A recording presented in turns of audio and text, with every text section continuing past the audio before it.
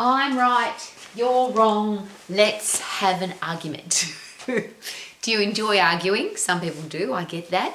I don't like to argue because it seems that if you argue with an idiot, for example, you'll have two idiots arguing and the person with the most experience will win. So the biggest idiot will win that argument.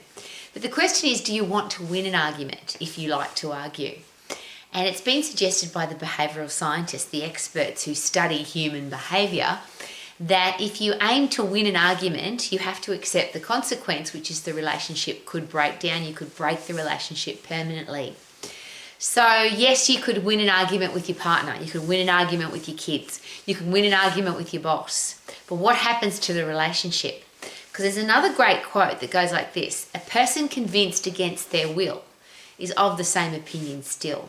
And I'm sure if you've got anything to do with social media at all, that it seems to me as an old lady that logic and common sense somewhere has gone by the wayside. People have an opinion and they will argue that opinion loudly with horrible words and nasty words, and even if it doesn't make sense, and it seems even if they're wrong, and maybe they even know that they're wrong because there's the words coming out of their mouth, you've got to be thinking to yourself, why are you saying that? It doesn't make sense. But a person that wants to win an argument is not going to back down. So the question to ask, of course, is why am I speaking? This conversation that I'm having, am I trying to change the other person's point of view? And if I am trying to change their point of view, why? Don't they have the right to have their opinion? I would suggest yes, we all do. And wouldn't the world be boring if we all agreed? So if you want to, and as an exercise professional, it's been a really interesting the journey's been very interesting when it comes to communication, because of course if you became an exercise professional because you want people to be healthy, fit and strong, you want them to have a stack of energy and live their life to the max, as I always say, then of course you've got some skills, some tools, some knowledge that you'd like to share. But have you noticed that your skills, tools and knowledge, your information, doesn't always agree with everybody else, particularly about food and exercise?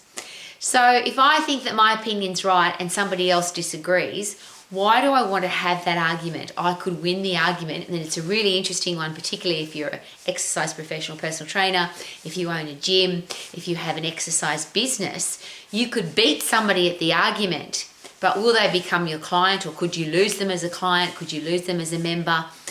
Could the relationship break down? So there's a better question to be asked. Your opinion, why do you want somebody else to have your opinion? If somebody, even if they're wrong and you think they're stupid and it's not logical and it doesn't make sense, why does it matter? Why do we have to convince other people that we're right? If somebody's trying to convince you that they're right, have you ever been in that situation where somebody's really pushy, really aggressive, and they're trying to get you to agree with them? And you might even agree just to get them off your back. I've got a great tool for that. Rather than stay and argue, I just smile, nod and walk away. Smile, nod and walk away. Thank you for your opinion. I appreciate you sharing it with me. Smile, nod and walk away. Because I don't want to, I only have 24 hours in my day, so do you. I only have a certain number of days, years, months to live. I don't want to waste 1 second arguing with somebody that I don't need them to have my opinion and they have the right to have theirs. Now, if you are the person that wants to be right, how do you know that you're right? I always ask that question. What if you're wrong? And I'm not asking you that question. I always ask myself that question. If I try and convince somebody of my opinion, what if I'm wrong? Have you ever been wrong? Have you ever thought something was right and then realized it was wrong? And that's where, if you get into an argument, you can make an absolute fool of yourself, because you might argue with somebody today, a week later realize that they were right. Now what do? Obviously the relationship's challenged, if not broken down altogether. So why don't we just do this? Why don't we just ask people for their opinion and listen? If you want to be in a conversation with somebody, you want to build a relationship with somebody, tell me about you, tell me about that, ask for their opinion, even ask for their advice. You don't have to take it. But one of the most beautiful gifts that you can give somebody, the greatest compliments you can pay somebody, it's been suggested, is to ask for their opinion or their advice. What do you think about this?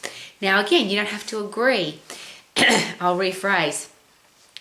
let the other person do the talking. In a great community, if you want to be a superb communicator, again, the behavioural scientists suggest, and this is something I'm very privileged I learned at a very young age, even though I'm now a very old lady. I've applied it constantly and consistently throughout my life.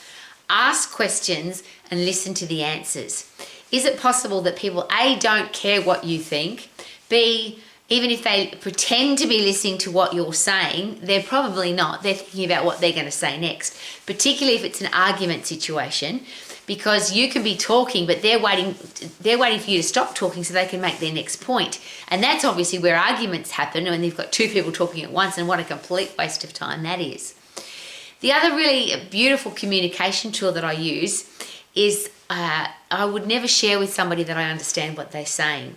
I don't understand. If you say to somebody, I completely understand what you're saying, if you don't, it sounds sarcastic and just fake. But even if you think you understand what the person's saying, can you really understand? You're not in their position. You haven't had their life experience. Even if you've had exactly the same experience, it's yours, not theirs. So rather than say, I completely understand, why not just add in, I don't understand, but I'd like to because you sound like an interesting person. I'd love to hear your point of view. I don't understand because you're a man and I'm a woman. How could I possibly understand? I don't understand because you're a child and I'm the adult, but I want to understand because I love you.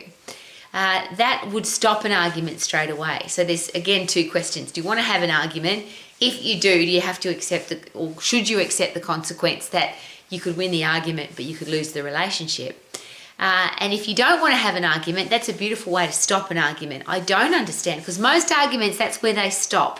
They either stop with one person leaving the room angry and swearing, or someone says, you just don't understand. Well, I don't understand because I'm not you. But because I care about you, or I like you, or I want to understand, please explain. And then, of course, lean forward, maintain eye contact, open body language, and actively listen. And you'll build a relationship, you won't break one down. So that's the all-important question. Who do you want to build a relationship with? You could argue with them and break the relationship down, or you could ask for their opinion, listen to what they've got to say. You don't have to agree or disagree, and you don't have to be thankful that they're trying to change your mind if they are.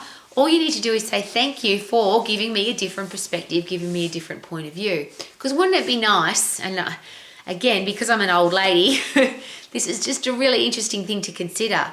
Even if you think you're right and you think you know everything, is it possible that people see things from a different angle, from a different perspective, and what they believe and their opinion is different because they're seeing it from a different place, a different age, different gender, different life experience. So why not just enjoy every conversation rather than trying to win the conversation, win the argument? Tell me about you. Tell me about that. Why do you believe that? Why is that important to you? Doesn't matter what, unless it's somebody that you're really close to. If this is a person and you're in a circle and you want to build the relationship, it should be a 50-50 conversation. So they do half of the talking and you do half of the talking. But if it's a stranger, or you're in a social environment, or it's at work, just could it be a really good idea to be aware that people don't care what you think. They just want to tell you what they think. And if you want to learn and be grateful for the experience of learning, tell me about that. Tell me about you. No, I don't understand, but I'd like to. And I have no desire to beat you at an argument. I just want to know what you think. And if you're with a really nice person, they would tell you what they think, and then they would ask you, what do you think? Now, I'm still very hesitant about that. If somebody says, so Rowie, what do you think?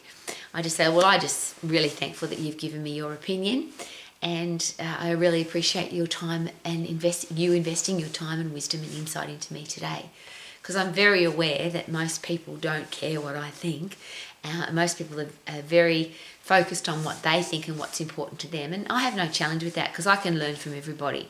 And that's what I do with every conversation. At the end of every conversation that I have, even the ones that I have with the people in my personal inner circle, at the end of the day or at the end of the conversation, I always ask myself, could I have asked better questions? Could I have communicated more effectively? Did I listen appropriately? Was I a superb communicator? And I do all of that. I analyse every conversation because I want to be good at communication. I don't want to win the argument. I just want to be a person that people are happy to talk to because I'm the person that's genuinely interested in what they've got to say. So if you are genuinely interested in learning and growing and learning more about the world, best not have too many arguments because they don't work well. Live your life to the max. Super duper doo, how are you? Living my life to the max without any arguments. Woohoo!